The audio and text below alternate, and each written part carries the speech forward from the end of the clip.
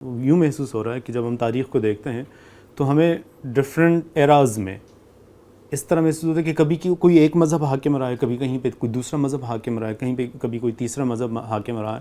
تو ایونچولی یہ جو نئی تعبیر یا نئے علوم، نئی سیاسی تعبیرات جب سامنے آئی ہیں تو مختلف مذاہب کے لوگوں نے اپنی وہ جو ان کی ایک گلوریس پاسٹ تھا اور پیچھے کی ان کی ماضی کی ان کی جو بڑی بڑی حکومتیں وغیرہ تھی، طاقتیں تھیں، ان کو دوبارہ از سر نو سامنے لانے کی یا اس کے مطابق زندگی گزارنے کی کوشش یا چاہت کے اندر انہوں نے اس سے ایک ابا اور اس کے اگینسٹ ایک بڑی جو ہے نا وہ کوشش اور جد و جہد شروع ہوئی. تو کیا یہ جو مذاہب پچھلی جو حکومتیں تھیں وہ مذہبی ہوتی تھیں؟ اب یہ نئی چیز ہے یہ نہیں. تاریخ میں انسان میں ہمیشہ، جیسے آپ نے شروع میں بتایا کہ سیاست تو انسان کے انسان سے متعلق مسائل سے شروع ہوتی ہے، تو اس کا نتیجہ تو یہ ہونا چاہیے کہ تاریخ میں کہیں پر بھی یہ مذہب درمیان میں نہیں آنا چاہیے، یا اگر آنا چاہیے تو وہ غلط ہو، یا کیا کس طریقے؟ مذہب کبھی درمیان میں نہیں آیا. اصل میں انسان نے جس وقت اپنی سیاسی تنظیم کی ضرورت محسوس کی تو نظم قائم کرنا ایک ضرورت کے تحت ناگزیر ہو گیا. جب نظم قائم کرنا ناگزیر ہو گیا تو انسان کے اندر جس طرح بنیادی جبلتیں تین ہی ہیں نا، یعنی یہ بھوک ہے جس کو کارل مارکس نے اپنی تمام تعلیمات کا ہدف بنایا، یا جنس ہے جس کو فرائیڈ نے ایک بنیادی جبلت کے طور پر پیش کیا، یا تفوق اور برتری کی جبلت ہے جس پر ایڈلر کو اصرار تھا کہ یہی اصل میں وہ جبلت ہے جو آپ کے سارے وجود کو کنٹرول کرتی ہے.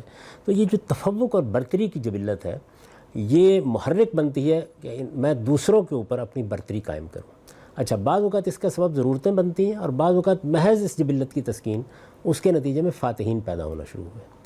فاتحین جب پیدا ہوئے تو پہلی مرتبہ، یعنی ایک جمہوری سا نظم تھا، اگر آپ قدیم تاریخ کا مطالعہ کریں تو پہلی مرتبہ فاتحین نے حاکم اور محکوم کا تعلق پیدا کر دیا.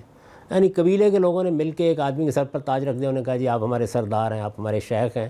تو یہ تو نہیں کہہ سکتے آپ کے کوئی انتخابات ہوتے تھے، لیکن وہ اپنی نیچر، اپنی فطرت کے لحاظ سے ایک جمہوری سا نظم تھا. اس کے بعد جب فاتحین آگے بڑھے تو اب ظاہر ہے کہ میں نے یہ ملک فتح کیا. یعنی بابر نے اگر لودھی کو، ابراہیم لودھی کو شکست دی ہے پانی پت میں، تو اب یہ میرا حق ہے کہ میں یہاں حکومت کروں. تو حاکم اور محکوم کا تعلق اس سے پیدا ہوا.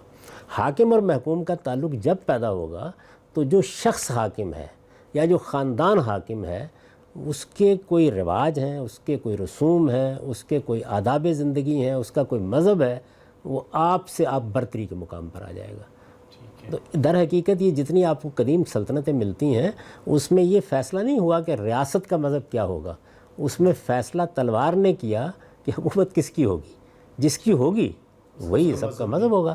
اچھا، اس میں پھر یہ ہے کہ بعض لوگ تو اس مزاج کے تھے کہ انہوں نے جبر نہیں کیا، لیکن بعض لوگوں کے اوپر یہ خپ بھی سوار ہو جاتا تھا کہ اچھا یہ لوگ میرے مذہب سے اختلاف کرتے ہیں، حاکم میں ہوں، تمہاری حیثیت کیا ہے.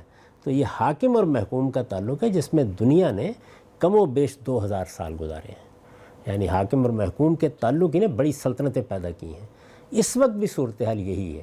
یعنی مسلمان بھی اگر اپنی ماضی کی تاریخ پر نگاہ ڈالتے ہیں تو وہ حاکم اور محکوم کے تعلق سے پیدا ہوئی تاریخ ہے. حاکم اور محکوم کا تعلق جہاں پیدا ہوگا وہاں فیصلہ اصل میں فاتح کرے گا.